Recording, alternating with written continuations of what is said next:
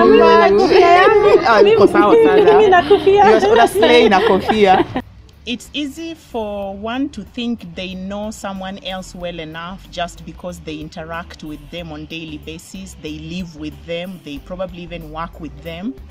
I wonder whether that remains to be the same story after you get time to actually listen to this person tell you about themselves.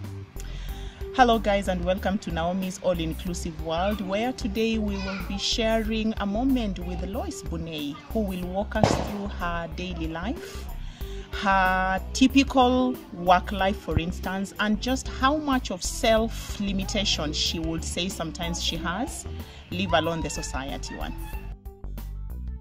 My name is Loice Bunei, and thank you for pronouncing my name really well. Yep, just like someone from my village. So I come from a family of 8, and we were born 8, but we are now 7. We lost one of our sisters. And in my family, it's a very interesting kind of background. I grew up in the village somewhere in Nakuru County, a place called Loice. I know it's a very interesting name, but you know, don't worry, you will get used to it. And one thing with my family is that I am not the only visually impaired member of the family, and because I have 2 other siblings with the same eye condition. And according to the doctors who tried to rectify the eye condition, they say that it's genetic, so that's why we are more than one family member with the same eye condition. We lost our dear mom 5 years ago, and I've never seen such an amazing woman in my life, like my mother, who took care of us, and you know, trying to beat the odds of the society, who are actually very judgmental, you know, thinking that they know better for the reasons as to why we lost our sight. Oh, my mom has children who are visually impaired. It's been a journey. I thank my parents because they did not listen to what our relatives or our friends were talking about. You know, we come from Africa, and in our African culture, when we have someone in the family with a disability, it's because of the wrong things that we've done, but not, you know, for the good things that God has in place for all of us. I lost my sight, and it was really difficult, you know, to come out of there, or people even to accept us, or even people to accept my family the way we are, and having people who are blind. My dad did not listen to anyone, but he decided to take us to school. And me and my other siblings, who are actually visually impaired, we went to school, fortunately. And that has helped me as a person, because after school I was able to get a job, and I am now working, and I am happy because I'm able even to give back to the society, the same society that actually rejected us and, you know, judged. That's how it is. So life, sometimes you may never know where you are going. We only know the past, but we can never know the future. So we were born sighted, me and my other siblings. We used to see when I was growing up. I used to see, but you know, things happened, and that the retina of my eyes did not work. I usually joke sometimes with friends who we are close, or who they are used to me, who they don't tense when we talk about blindness, and you know, we are free. I usually tell them that, you know, for my eyes, you know, the battery the battery died, or the battery went down, and you know, we could never charge it. Yeah, but thankfully, after going through rehabilitation and training, and I sincerely thank my sister, because she's the one who actually helped me a lot to accept myself, and you know, work out and see myself as a human being, and not see my blindness or magnify my visual impairment, but just see what else I could do and focus on the abilities that I have. And she's the one who motivated me, because she's a Paralympian, she's an athlete. So I used to be so proud working with her in the village, because when she lost her sight, I used to see somehow. So I would guide her around, and I used to be very proud when I'm walking around with her. So good enough, people say we look alike. So after I grew up, because she's older than me, I grew up to be a grown woman now. People confuse me and her. Yeah, and you know, we like confusing people sometimes, it's fun. So Loice, would you say society around you understands you enough? Talking about the society is that it's really funny the way people out there, or people who especially do not know us, they like to judge. So like when someone sees you walking out there, they would like to criticize your dress code, you know, the way you look like, the way you are too tall or too short, you know, such things. So it happens even in the world of disability. And, you know, for my case, I walk around carrying my white cane with me. So the moment I appear on the streets there, or, you know, in a supermarket or any place I go, in the bank, it's more than obvious that someone will notice that I have a disability. And, you know, for obvious reasons, I have a cane, so that means I am blind. So sometimes I find it so funny because people actually don't approach me and they don't talk to me, but they prefer to talk to the person I'm with. My guide, it could be my sister, or sometimes I walk around with my nephews. So they usually approach the person I'm with. And, you know, for example, if I was with you, Naomi, they would come and tell you, like, what does she want? Why? What was she coming to do here? And, you know, sometimes I'm even walking around with someone who I probably have been meeting them for the first time, and they don't know me that well. Or I've just asked someone, can you, you know, go with me to the hospital? And then when we get to the hospital, the nurse who is taking my temperature and everything would ask them, so like, does she have any allergies? And like, you know, look at me, talk to me, I'm the one who is sick. It's not my guide who is sick, you know. If I was coming here for medication, it's only me.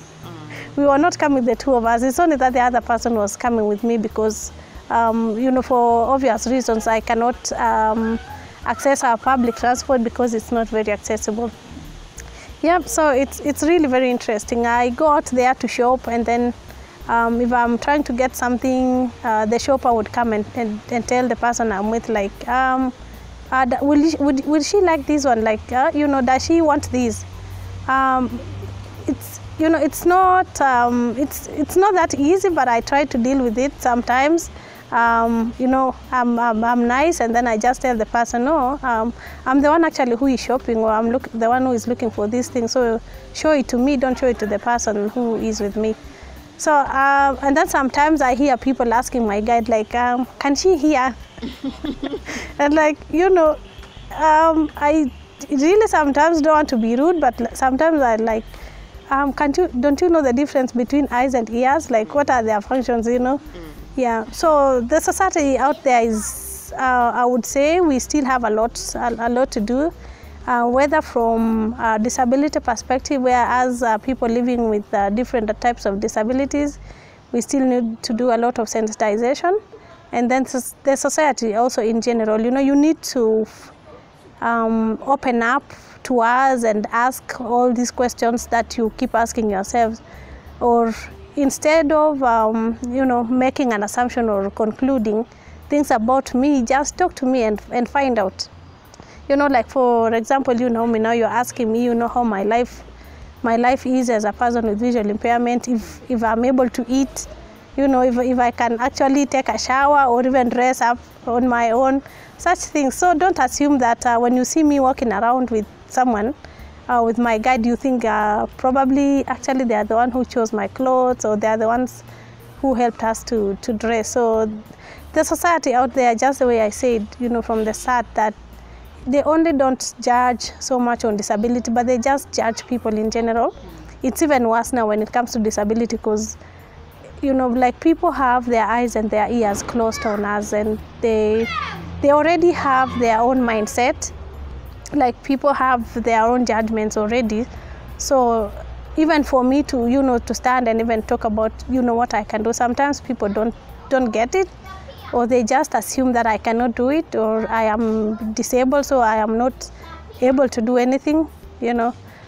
So for the people who have actually had an interest in finding the reality and facts, I usually say, you know, you better find facts about disability so that you stop judging.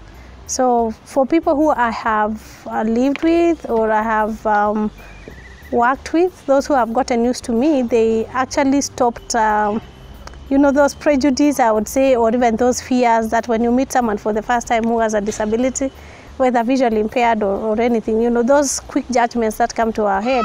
I know of people who have gotten those things out of their heads. Some of them have actually opened up to me and said, you know, when I met you for the first time, I used to think you were different from me. And I tell people everybody is different in their own way. So for me, being a person with disability doesn't mean I am different in the negative way or in the wrong way. But I'm just different because I am Loice, and there is no other Loice who looks like me.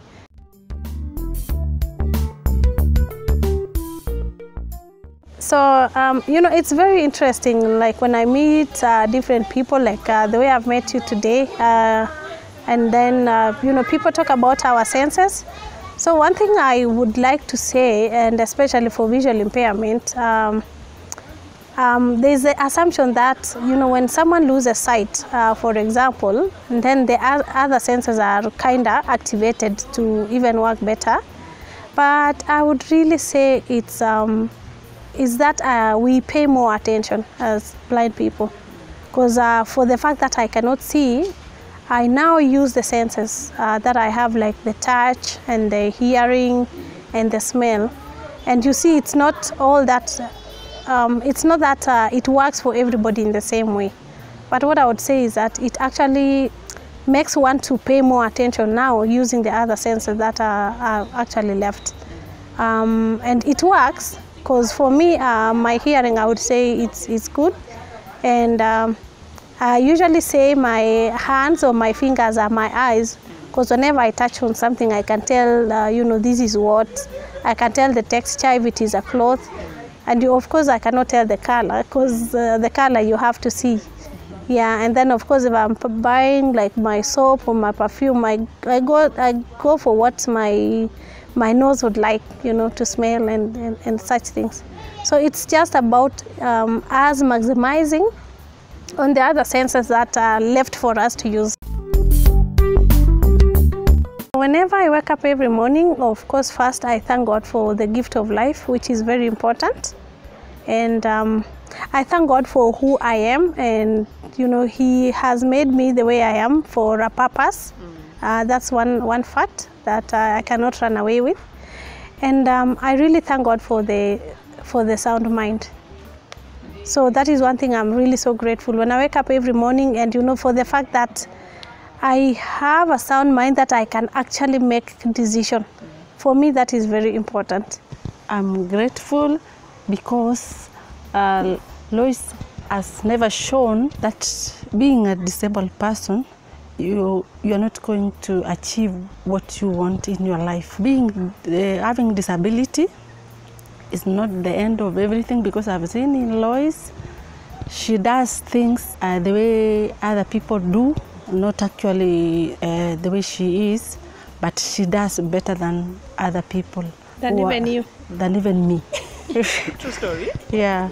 Having her in my life has been great. I've been very happy having her in life, because she has taught me to be strong, because like Loice, we go shopping together. We go to supermarket, we buy items. I never leave her behind. We are always together. Yeah. So someone there having a child with disability, I can assure you that having that child is a blessing to your family, because God has a reason for giving you that child. So don't shy away raising a child with disability.